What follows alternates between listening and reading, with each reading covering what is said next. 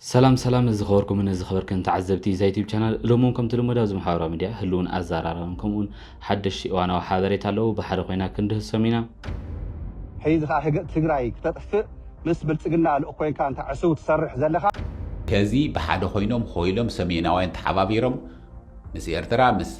أمحارة مس السودان تجارو جنا كاب بسلاتات تعناو كينات كل تعمت حوين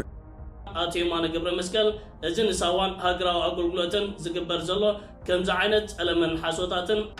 ريدا بزبط مقص زلوا كبابي عبازيم قطاتن كونتينراتن تأثيرهم ركب هندن إيرتراني غتسأل أمباسادر هندي أب إيرترا مستفلالي سمزي إيرتراز قبرو ركب بمغتسأل زيومن كالتن زلو حدشن وانا حابريت الله بحد خوينا كنده سمينا فلما زي يوتيوب قناه اگاش نحرا لكم لايك شير سبسكرايب بمغار بيتسب زي يوتيوب قناه كونو نغتل انجو بي إريك مسينغا زياتهم سلنتاي سلذكون يوم نام مقاله وطمقلقل زول زلو تግራይ اب حيلات اناخيرا مريتا ختملسلو زوصحتلو درجه انتاي سلذكون يوم حيزي بحد وجن فيزا مقاد بحد وجن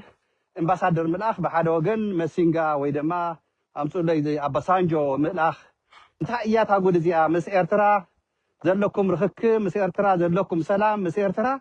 زلكم سلام اقوارصو مس إرترا سلام ايلكم نسخاتكم تغارو سئلكم نارئكم بعينكم ستطفو زبل اكايدا زمطنا زلو لؤخاتنا يبلصقنا تاي سلازخون ايو ويلكم سخن لكم محسو ومقدم تغارن إرتراويان حواتين حاتين عالم ملو زلهو زعبازي مقدم هدي إلا ما نرأيو نحسو ولدمو خمسة مقدم ما نحسب نحنا تغارن إرتراويان نس سلام بمفتارنا نمتا أيام سوقيهم زلو وزبل حتو دحر حاتيتكم خنبر سلا زي دولينا أيو خنبر سلا زي دولينا مخنياتو زوم دك نطلباش كمني ألولا سولومون كبده واشنطن دي سي خفيلكا نايتي ام اتش بمليونات قرشي مانج غيركا ميديا هندقزع زخون عالم ميديا كم تي ام اتش طواوا عبيلكا فريسكا حيزي واشنطن دي سي خوينكا نإريك مسينغا ام مجد ناوصي ميكي تግራይ صريفو ايو خالي ترف زي تبحاله ነገር تقتلك عيناي لومون يفكرلو غودانا ناوصو إلكا زفكركايو ملختي يصحكا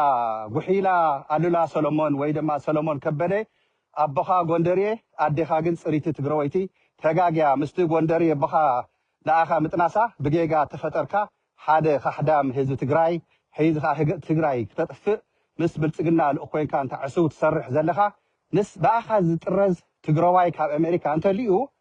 أبز عالم زي أسي ناي مجرشا تبك على مالتيو سو ناي لما أنت حسابات حزيهم زمصاخو حصر ربيله طع عبيله خام طركم إياه نقلقلكم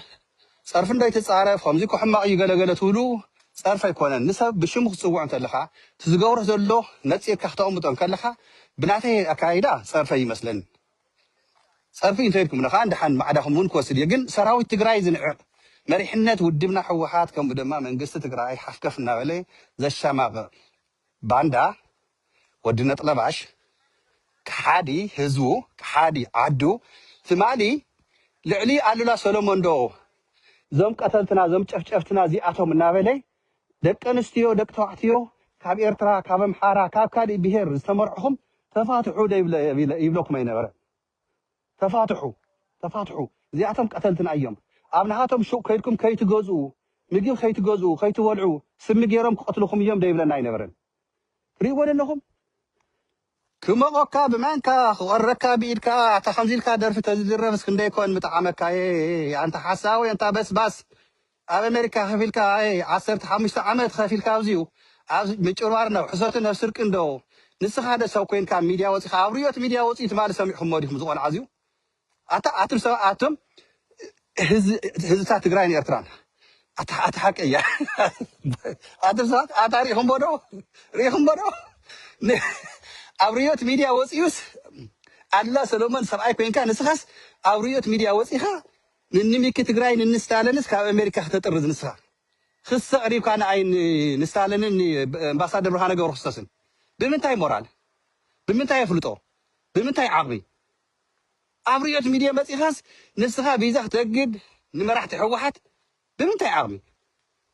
نعم على سلمان أفضل خير ساعات أفضل خير ميديا بإنجليزية يكون بتغرينيا تناين دبخنا يقندري قانقاي فلتنا أنا تمحارينيا بإنجليزية وبتغرينيا كن أفضل خير at any time نعم بحجنا من أمريكا يكون بحجنا من العالم نسخة حدا مورال زي بالكادهون نمت تطرز بدفون السالم تطرز بدفون امباسادر برهانه غورسس تطرز كأمريكا بدفو ناو سودان ناخدو قالوا يوم نستيت ديبارتمنت اتينا لهم اغرينا لهم انا مقد ناوصو ني اريك مسينغا زصرفوا يوم راه نقتلوا يوم زبل كاونا لخان تحساوي فاشقال مچوروري እዚ ይጸርፍ ትውልና ዘለኹም እዚ ገይጋ ይድለኩም ዘለኹ ሰብ ከጭበረር ክሕስ እንተሎ ትክክለኛ ኢኻ ተቐምጠሉ ልዕሊ ቲኤምኤች ሚድያ ናይ ትግራይ ተቃላሳይ ብናይ ዳያስፖራ መዋፅኦ ቅርሺ ነይሩ ድዩ ኣብ ኩናት ትግራይ ኣይነበረን ንዚ ክመርሕ ተቐሚጡ ሎሚ ኣብ መስኮት እናወፀ ኣብ ዩቱባት ዘለዋ ዘይረብሓ ቻናላት እናመፀ እዚ ስኢ حساب إجري حوحات حساب إجري من قست إجري حساب إجري تديفنا هذا تجري زي مس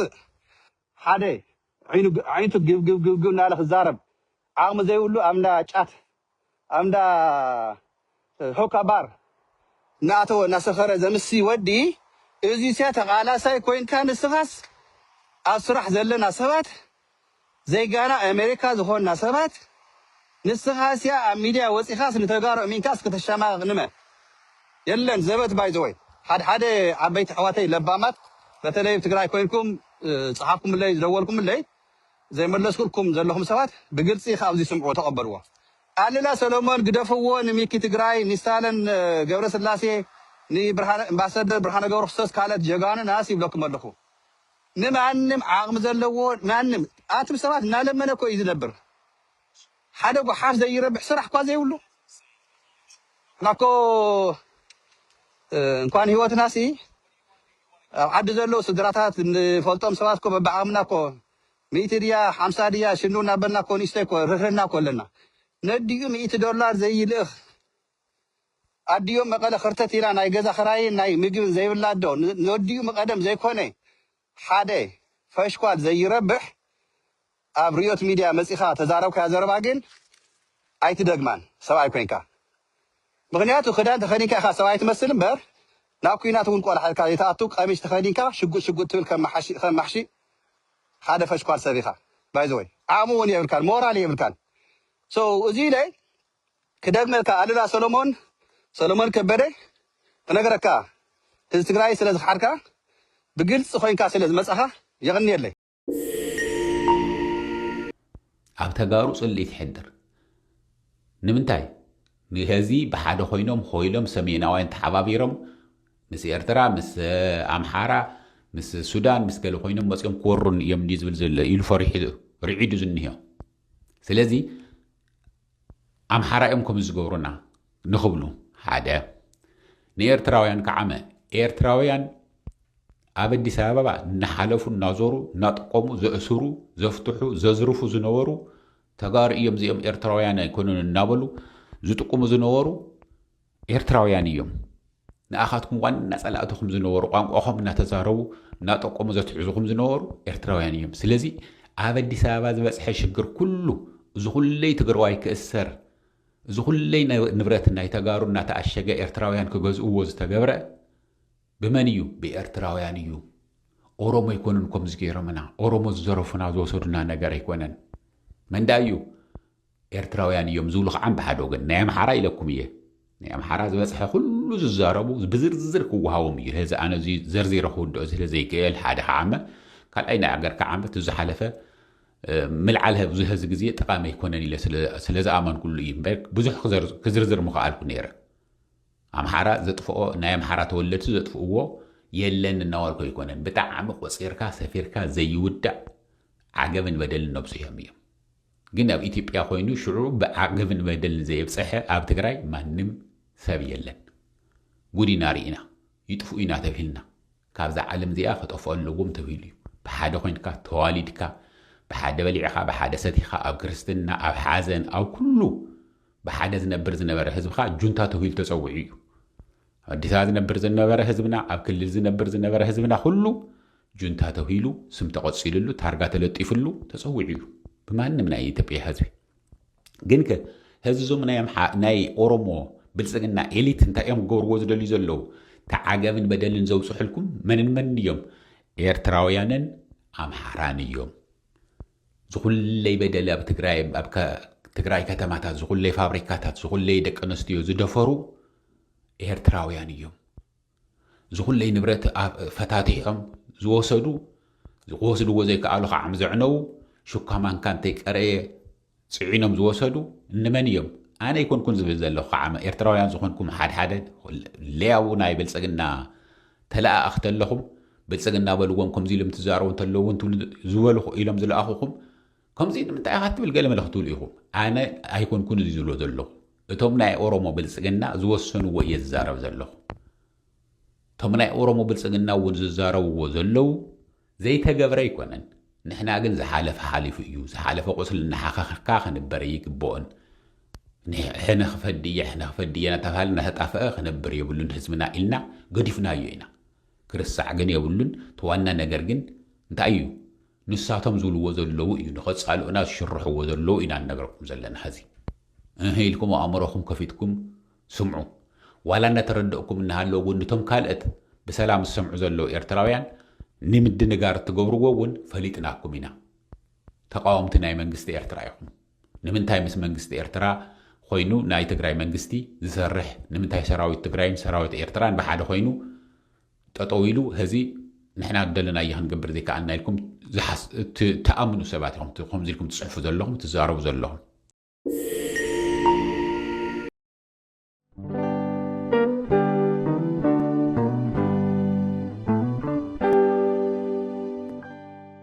ትካል ተሓላቂ ሰብኣዊ መሰላት ሂማን ራይትስ ዎች ክልላዊ መንግስቲ ትግራይ ነትን ዜጋታት ብግድና ወተሃደራዊ ኣገልግሎት ዘእቱን ንተቋምቲ ድማ ከቢድ መቕፃዕቲ ዝውስንን ሓድሽ ኣዋጅ ክስርዞ ፃውዒት ተቕሪቦም እቲ ብ323 ሰነ በቲ ትካል ዝወፅእ ፀብጻብ ከም ዘመላኽቶ ህዝባዊ ወያነ ሓርነት ትግራይ ሕወሓት ነዚ ኣዋጅ ዘውፅእ ኣብ መጀመርታ ሰነ 2026 ነቲ ብፌደራል መንግስቲ ዝድገፍን ዕድመ ስልጣኑ ዝተናውሐሉን ግዜያዊ ምምሕዳር ድሕሪ ምእላይን ምስ ናይ ኤርትራ ተመሳሳልነት ዘለዎ ኣገባብ ሃገራዊ ኣገልግሎት ንፅዑ ወተሃደራዊ ምልመላን ድሕሪ ምጅማርን እዮም ተጋሩ ገና ካብ ብስላታት ተዕናዊ ኩናት 2 ዓመት ሓወይን ዘለው ክትብል ዝገለፀት ኣብ ትካል ሂማን ራይትስ ዎች ምክትል ዳይሬክተር ኣፍሪካ ዝኾነት ላትሻ ባደር ሰበስልጣነት ክልል ነቲ ዘሎ ፖለቲካዊ ውጥረታት ንምፍታሕ ንሲቪላውያን ብግዲ ናብ ወተሃደራዊ ኣገልግሎት ብምእታውን ነዚ ተግባር ንዝነቕፉ ብምቕፃዕን ክኸውን የብሉን ኢላ እቲ ንዝነበረ ግዜያዊ ምምሕዳር ኣፍሪሱ ስልጣን ተኽልል ብሓይሊ ዝመንዛዕ ሕወሓት ዝመርሖ ቤት ምኽርን መንግስትን ትግራይ ነዚ ንድፈ ኣዋጅ ወተሃደራዊ ክተትን ፃውዒትን ዘፅደቐሉ ምክንያት ኣብ ላዕሊ ትኽልል ዘንፀላሉ ዘሎ ፀጥታዊ ስጋት ንምምካት ከም ዝኾነ ይዝገልጽ ሕወሓት ነቲ ግዜያዊ ምምሕዳር ብ5 ጉንበት 2026 ካብ ስልጣን ድሕሪ ምእላዩ ፌደራላዊ መንግስቲ በጀት ትኽልልን መሃያ ሰራሕተኛታት መንግስትን ብምኽላእ ከምኡውን ዕድመ ስልጣን እቲ ግዜያዊ ምምሕዳርን ፕሬዚዳንቱን በይናዊ ብዝኾነ መንገዲ ብምንዋሕ ንሓድሽ ዕጥቃዊ ግጭት ይለዓለሎ ክብል ክኸስስ ፀኒሖም በዚ ምክንያት እቲ ኣዋጅ ድሕነት ክልል ትግራይን ህዝብን ንምሕላው ጥዕንኦምን ዕድመኦምን ዝፈቐደሎም ዜጋታት ግዴቶም ክዋፁ ዝዓለመ ምዃኑን እዚ ድማ ናይ ህላዊ ጉዳይ ምዃኑን ብወገን ትግራይ ዝወሃብ መርትዕ እዩ ይኹን እምበር ሂማን ራይትስ ዎች እቲ ሓድሽ ኣዋጅ ዘይንፅሩን ንተመዝማዛይነት ክፉት ዝኾነ ሰፊሕ ትርጉም ዝህብን ቋንቋ ዝተጠቐመ ምዃኑ ብምግላፅ ብትሪ ነቒፈላ ብመሰረት ፀብጻብ ትካላት ሰብኣዊ መሰላት ሰበስልጣንን ሓይልታት ፀጥታን ትግራይ ኣባላት ሓይልታት ትግራይ ንዝኾኑ ናብ ኣሃድታቶም ክምለሱ የእዝዙ ከም ዘለውን ገዛ ንገዛ እናዞሩ ድማ ታሕቲ ዕድመ ዝርከብዎም ዜጋታት በግዲ ምልምሉ ከም ዘለውን እቲ ትካል ሓቢሮሎም ካብቲ ወተሃደራዊ ምልመላ ንዘምለጡ መንእስያት ስድራ ቤቶምን ደቆምን ብሓይልታት ፀጥታ ይቕፅዑ ከም ዘለው በዚ ዝተረበሹ ዜጋታት ድማ ነቲ ግድድ ምልመላን ስጋት ሓድሽ ኩናትን ብምፍራሕ ካብ ትኽልል ይሃድሙ ከም ዘለው እቲ ፀብጻብ የረድም ኣብ ዝሓለፈ ሰሙናት ነዚ ኣብ ትግራይ ክካየድ ዝፀንሐ ገፋን ማእሰርትን ዝምልከት ሰፊሕ ፀብጻባት ብዓለም ለኸ ሚድያታት ክዝርጋሕ ቀኒ እዩ ብመሰረት እቲ ትካል ሰብኣዊ መሰላት ዝረኣየ ኣዋጅ ስትራቴጂካዊ ናውቲ ምኽልካል ንዘበላሹ ንሰላምን ፀጥታን ትግራይ ኣብ ሓደጋ ንዘውድቕ ምስ ፀላይን ዝተሓባበረ ወይ ንሓድነትን ግዛትን ትግራይ ንዘፍርስ ዘይግነቱ ብዘየገድስ ብሞት ይቕፃዕ በዚ ድማ እቲ ትካል መቕፃዕቲ ሞት ብዝኾነ ይኹን ኩነታት ከም ዝቃወም ኣዘኻኺሮ ኣሎም ብተወሳኺ ኣዋጅ ነቲ ወተሃደራዊ ክተት ንዝነቕፍን ተቃውሞን ዘልዕልን ክሳብ 25 ዓመት ዝበፅሕ ማእሰርቲ ይውሰን ካብ ወተሃደራዊ ኣገልግሎት ንዝሃደሙ ወይ ጻውዒት ንዘየኽብሩ ወይ ድማ ንኻድሙ ንዝተሓዋወሩ ክሳብ 50,000 ብር ኢትዮጵያ መቕጻዕቲ የንብር እዚ ኸ ሕወሓት ኣብ ልዕሊ ነፃ ማዕኸናት ዜና ፀቕጣብ ዝገብረሉን ኣጀንዳ ጸላኢ ንዘሰጉማ ማዕኸናት ዜና ዜሮ ተጻዋርነት ከም ዘሎ ኣብ ዘፍለጠሉን እዋን እዩ ዝኽሰት ዘሎ ኩነታት ትግራይ ብፍላይ ካብ 2024 ነትሒዛ ውሽጢ መሪሕነት ሕወሓት ዝተፈጠረ ምፍንጫል ስዒቡ ነቲ ክልል ናብ ክልተ ዓበይቲ ጉጅለታት ተመቓቒሉን ፖለቲካውን ፀጥታውን ዘይምርግጋእ ፈጢሩን ፀኒሖም ትካል ሰብኣዊ መሰላት ሂማን ራይትስ ዎች ኣብ መደምደምታ ፀብጻቡ ሕብረት ኣፍሪካ ኬንያ ደቡብ ኣፍሪካ ኣሜሪካን ሕብረት ኣውሮፓ ናብ ልዕሊ ሰበስልጣን ትግራይ ፀቕጥ ብምግባር ነቲ ናይ ግዲ ወተሃደራዊ ምልመላ ደው ከብሉን እቲ ኣዋጅ ክስርዝዎን ጻውዒት ተቕሪቡ እዮም እቲ ንትግባር ስምምዕ ፕሪቶርያ ምፍታሕ ጥቅን ሓለዋ ሲቪላውያንን ሓዊሱ ክከታተል ዝቆመ መካኒዝም ሕብረት ኣፍሪካ እውን ነዚ ጉዳይ ብህፁፅ መርሚሩ ብግህዶ ፀብጻብ ከቕርብ ተማሓፂኑሎም ንሳዋን ሃገራዊ ኣገልግሎትን ተታሒዙ ኣብ ዝቅንያት ብናይ ምዕራባዊ ዓለም መራኸቢታት ከምኡውን ዝተዓዝቡ ሎቢስትን ጋዜጠኛታትን ዘይከውን ጽሑፋት እናተዘርግሐ ይርከብ ኣሎ ነዚ ጉዳይ ዝምልከት ሚኒስተር ዜና ኣቶ የማነ ገብረ መስቀል ትማሊ ኣብ ገጻ ትዊተር ምላሽን ገብረ መልስን ሂቡ ይርከብ ኣሎ ሚኒስተር ዜና ኣቶ የማነ ገብረ መስቀል እዚ ንሳዋን ሃገራዊ ኣገልግሎትን ዝግበር ዘሎ ከምዚ ዓይነት ጸለመን ሓሶታትን ኣብ ዝተፈላለዩ እዋናት ዝተፈተነ ካብ ሓቂ ዝረሓቐን ሕሱርን እዩ ድሕሪ ምባል ንሳዋን ሃገራዊ ኣገልግሎትን ዘነጻጸረ ከምዚ ዓይነት ሕሱር ፕሮፓጋንዳ ንምክልኻል ሃገር ንምድኻምን ከምኡውን ኤርትራ ተካይዱ ዘላ መደባት ህንፀትን ልምዓትን ንኸይስጉም ዝግበር ዘሎ ተጻቦታት ከም ዝኾነ እዚ ኣብ ፖሊሲ ኤርትራ ዝግበር ከምዚ ዓይነት ፈተነታት ቅቡል ከም ዘይኮነ ንጹር ዝኾነ ግብረ መልሲ ይሕሊፍ ይርከብ ኣሎ ኣብዚ ዝሓለፈ ቅንያት ሓፊሽ ዝኾነ ትካል ባይቶ ሰብኣዊ መሰላት ውድብ ሕብራት ሃገራት ምዝ ጉዳይ ዝተታሒዙ ንሳዋን ሃገራዊ ኣገልግሎትን ዘይከውን ሓበሬታን ትንታነታትን ኣስፊሩ ነይሩ ቋሚት ወኪል ኤርትራ ኣብ ውድብ ሕብራት ሃገራት ኣምባሳደር ሶፊያ ተስፋ ማርያም ኣብ ግዜን ሰዓቱን ተሪር ምላሽን ግብረ መልስን ሂባትሉ ነይራ ንሳዋን ሃገራዊ ኣገልግሎትን ሕጂ ኮነን ከምዚ ዓይነት ጸለመን ዘመተታትን ዝካየድ ዘሎ ኣብ ዝተፈላለዩ እዋናት ታሪኻውያን ጠላትና ምዕራባውያን ሃገራትን ከዶምቶም ጎረባብትን ሃገራትን እዚ ፈተነታት ኣካይዶም እዮም ንሳዋን ሃገራዊ ኣገልግሎትን ዘነጻጸረ ዝግበር ከምዚ ዓይነት ዘመተታት ናይ ምዕራባዊ ዓለም እቲ ናይ መወዳእታ ዓላሙ ንኤርትራ ከም ሃገር ንህዝቢ ኤርትራ ከም ህዝቢ ፋዕፋሕ ንምባል እዩ ኣብ ሳዋ ዝተመልመለ መንእሰይ ኤርትራ ብሳዋ ዝሓለፈ መንእሰይ ኤርትራ ኣብ ውሽጢ ሃገር ነቲ ኣብ ሃገር ዘካየድ መደባት ህንፀትን ልምዓትን ኣብ ውሽጢ ሃገር ንዘለዉ ዓበይቲ ትካላት እናመርሖምን እናቐለሶምን ዝርከብ ዘሎ እዩ ኣብ ሜዳይ ስፖርት ኣብ ዝተፈላለየ ኣህጉራውን ዓለም ለኻውን መድረኻት ዓበይቲ ዓወታትን ስምን ዝናን ዘምፁ ዘለዉ ኤርትራውያን ብምልኦም ብሳዋ ተመልሚሎም ዝሓለፉን ዝሰልጠኑን እዮም ስለዚ ንሳዋ ዝግበር ከምዚ ዓይነት ጸለመን ዘመተታትን ተቐባልነት ዝበሃል የብሎን ሳዋ እምነ ኩርናዕ ናይ ኤርትራናያ ኣብ ኢትዮጵያ ዘዝመቱ ስርዓታት ሳዋን ምዕፃውን ደው ንምባልን ምስ ምዕራባውያን ሃገራት ብምትሕብባር ፈተነታት የካይድዮም ቀንዲ ዕላማኻ ናይ ኤርትራ ምክልኻል ዓቕሚ ሰባት ዳኺምካ ኢትዮጵያ ንኤርትራ ወሪራ ንምግባት ተልምን ዕላማን ስለ ዘለዎም እዩ ሕጂ እውን እዚ ብባይቶ ሰብኣዊ መሰላዶ ካሉዶ ዝተባሃለ ዓፊሽ ትካልን ንዕኡ ዝድግፉ መራኸቢታት ንሳዋን ንሃገራዊ ኣገልግሎትን ዝግበር ዘሎ ከምዚ ዓይነት ሕሱር ፕሮፓጋንዳ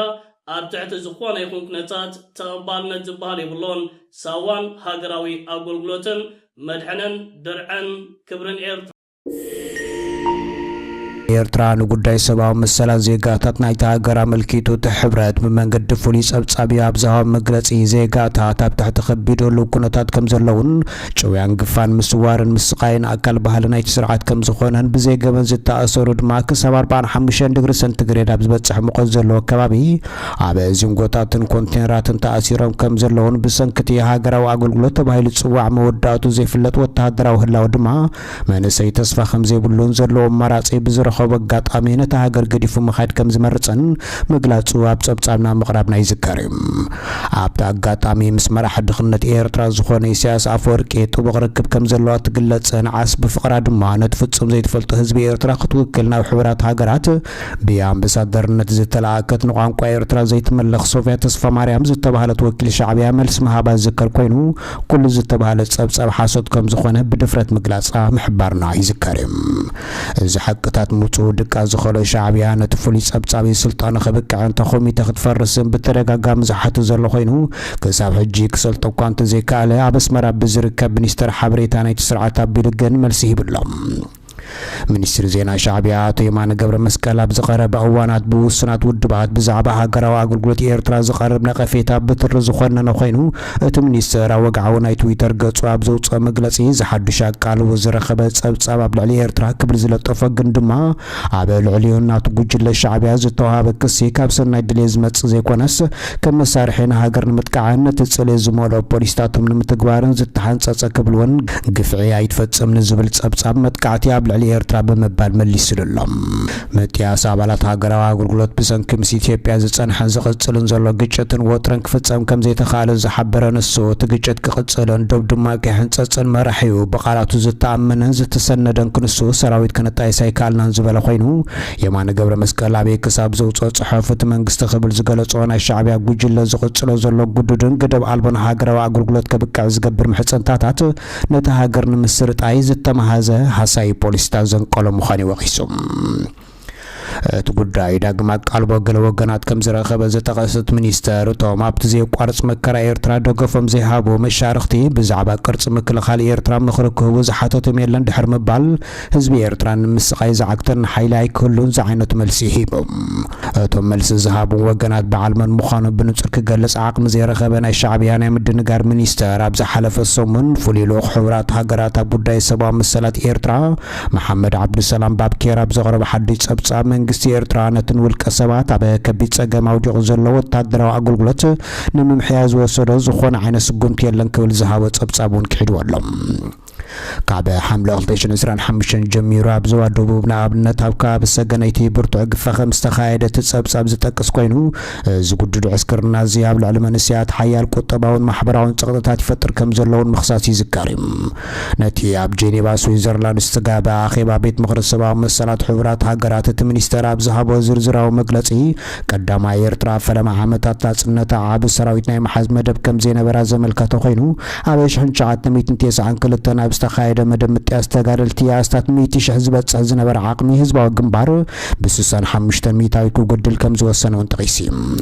ኣብቲ እዋን ዝነበረ ወታደራዊ ሰረተ እምነት 35,000 ዝበጽሕ ንእሽቶ ምድብ ሞያዊ ሰራዊት መሓዝ ዝብል ነይሩ ዝበለት ኤርትራ ኣብ 1993 ነጻ ምስ ኮነት ኣብ 1994 ዝጀመሮ ብኣሽሓ ዝቑጸር ዓቕሚ ሰብ ዝሰልጠነ ናይ ሳዋ ኣዋይ ዘይገለጸ ንሱ ከም መመላእታት ጥራሕ ሓደገኛ ናይ ወጻኢ ስጋት ኣብ ዝኽሰተሉ እዋን ዘገልግል ዕቁል ሰራዊት ዝኸውን ሃገራዊ ኣገልግሎት ተወሲኑ ክብል እውን ክሕደት ይብሎም።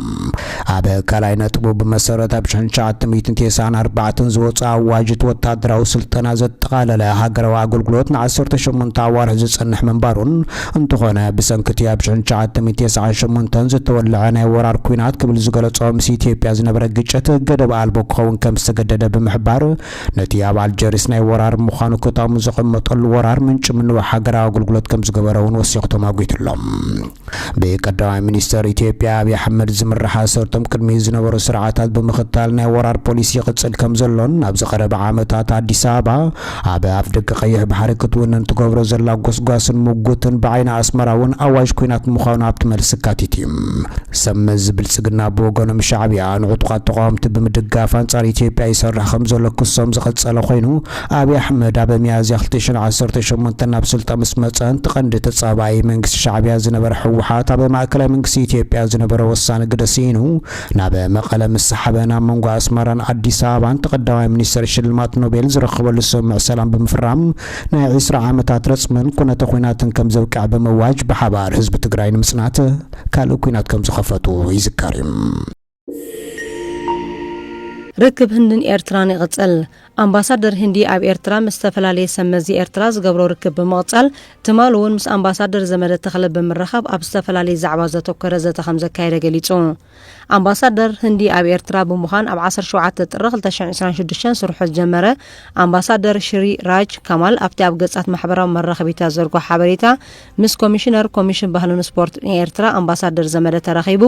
ብዛዕባ ክልቲያዊ ዝምድና ምልዋጥ ጥበብ ባህሊ ሲኔማ ስፖርትን ካልኦት ምስ ዝተኣሳሰሩ ጉዳያትን ኣተኪሮም ሰፊሕን ሃናፅን ዘተ ከም ዘካየዱ ገሊጹ ቤት ጽሕፈት ኤምባሲ ህንዲ ኣብ ኤርትራ ዝምድና ኤርትራን ህንድን ምጥንኻር ከምኡውን ኣብ መንጎ ኤርትራን ህንድን ዘሎ ባህላዊ ምትእስሳርን ምድልዳል ዝተፈላለዩ መደባት ኣብ ምውዳብን ምስ ዝተፈላለዩ ሰመዚ ኤርትራ ርክባ ምክያድ ከም ዝርከብ ገጻት ናይቲ ኤምባሲ ይሕብሩ ከም ኣካል ናይ ዝንጥፈታት ከዓ ምስ ኣካላዊ ምንቅስቓስ የጓን ምልላይ ዝዓለመ መደብ ሰንበት 21 ሰነ ኣብ ኣስመራ መዘናግዕ ማእከል ሃዋኪል ናይ ዝዓውዲ ማለት ምንቅስቓስ የጓ ንኤርትራውያን ዝተፈላለዩ ዲፕሎማስኛታትን መደብ ወዲቡ ከም ዝነበረ ይፍለጥ ኣምባሳደር ህንዲ ኣብ ኤርትራ ብምዃን ኣብ 17 ጥሪ 2026 ስርሑ ዝጀመረ ኣምባሳደር ሸሪ ራጅ ከማል ኣብዚ ኣብ ኤርትራ ገይርዎ ዘሎ ከባቢ 6 ወርሒ ምስ ዝተፈላለዩ ሰመዚ ኤርትራ ርክብ ኣካይዱ ከም ዝነበረ ዝፍለጥ እዩ ገለ ካብቲ ዘካየዶ ርክብ ምስ ሓላፊ ቁጠባዊ ጉዳያት ህግደፍ ኣቶ ሓጎስ ገብሪ ህይወት ምስ ሚኒስተር ሃብቲ ባሕሪ ኣቶ ተወልደ ቃላቲ ምስ ሚኒስተር ንግድን ኢንዳስትሪን ነስረዲን ዓሊ በኺት ምስ ሚኒስተር ዜና ኣቶ የማነ ገብረ መስቀል ምስ ሚኒስተር መሬትን ማይን ኣከባብን ኣቶ ተስፋይ ገብረ ስላሴ ርክብ ኣካይዱ ምንባሩ ይፍለጥ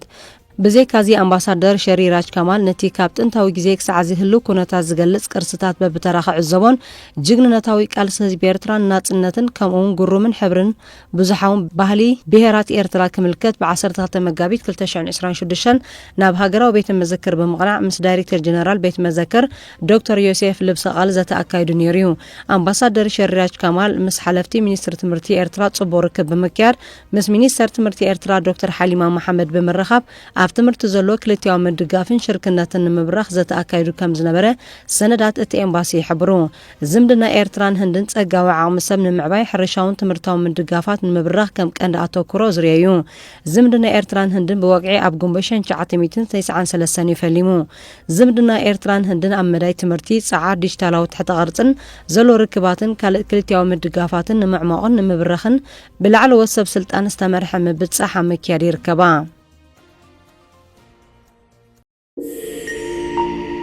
ካልኦት መራሕቲ ጀነራላት ካብ ትግራይ ከይወፁ ኣብ መዕርፎ ነፈርቲ መቐለ ሚኒስትራዊ እገዳ ከም ዝገበረ ተሓቢሩ ነዚ ክፍጽሙ ድማ ኣብ ቀረባ መዓልትታት ንግዜያዊ መምሕዳር ካብ ስልጣኑ ንምልዓል ተሳኺኡሉ እዩ ክብል ንዝገለጹ ኣርሚ 22 ኣዛዚ ዝኾነ ኮሎኔል ገብረ ስላሴ ሓድሽ ምክትል ኮሚሽነር ፖሊስ ትግራይ ገይሩ ከም ዝሸሙ ተሓቢሩ ኣብ ርእሰ ከተማ ክልል ትግራይ መቐለ ዝርከብ መዕርፎ ነፈርቲ ኣሉላ ኣባነጋ ሓድሽ ናይ ጸጥታ መምርሕታት ይትግበር ከም ዘሎ ውሽጣዊ ፍልፍላት ተሓቢሮም ከም ዝፍለጥ ቅድሚ ሕዚ ናብታ ኤርፖርት ንዝኣተው ተጓዓዝቲ ብኣባላት ፌደራል ፖሊስ ጥራይ ፍተሻ ናይ መንነት ምጽራይ ይግበረሎም ከም ዝነበረ ዝዝከር ኮይኑ ኣብዚ ሕዚ እዋን ተወሲኾም ብሓባር ጽኑዕ ሓለዋ የካይዱ ኣለው እዚ ተሪር ናይ ቁፅጽር ስጉምቲ ዝተወሰደሉ ቀንዲ ምክንያት ብሰንኪ ኣብ ውሽጢ እቲ ክልል ተፈጢሩ ዘሎ ፖለቲካዊ ምክፍፋል ላዕለዉ ሰበስልጣን ኣዘዝቲ ሰራዊት ካብቲ ክልል ወፂኦም ናብ ኣዲስ ኣበባ ንከይጓዓዙ ንምዕጋት ምዃኑ ተገሊጹ ምንጭታት ከም ዘረጋገጽዎ ካብ መቐለ ተበጊሶም ብኣየር ናብ ኣዲስ ኣበባ ንከይወፁ ናይ ብዙሓት ሰባት ናይ ስም ዝርዝር ተዳልዩ ናብቲ ኬላ ቁፅጽር ተላኢኹ ይርከብ ካብቶም ካብ ትግራይ ንከይወፁ ጽኑዕ እገዳ ተገይሩሎም ዘሎ ኣስማት ኣብ ጸሊም መዝገብ ተኻቲቱ ዝርከብ ውልቀ ሰብ ውሽጢ ጀነራል ታደሰ ወረደ ኢሳያስ ታደሰ ኮሎኔል ተወልደ ዕንበብ ጀነራል ገብረ ዲላ ዝተባሃሉ ላዕለዎት መራሕቲ ኣዘዝቲ ከም ዝርከብዎ ተሓቢሩ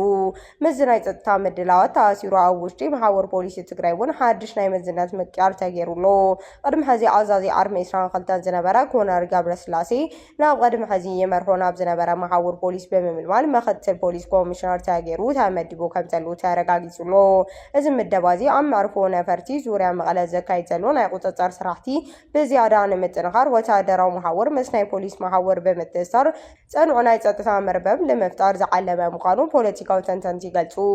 ጉዳይ ትግራይ ብሓፈሻ ካብ ግዜ ናብ ግዜ ዘሻቕል ህዝቢ ኣብ ስጋት ኣብ ዝኣተወሉ ኩነታት ይኸይድ ምህላው እንዳተገለጸ ይርከብ እሽ እምበኣር ዝኸበርኩምን ዝኸበርክን ተዓዘብቲ እዛ ዩቲብ ቻናል ናይ ዞሎም ዕለት ዝነበሩ ሓደሽን እዋናውን ሓበሬታ እዞም ክንከታተሎም ፀናሕና ይመስሉ ካብ ናይ ሎማዓንቲ መደበይ ሓድሽ ነገር ከም ዝረኸብኩም ተስፋ እናገበርኩ ፈጣሪ ንህዝብናን ዓድናን ሰላም ይግበረልና ኣብዛ ዘለኹሞ ሰላም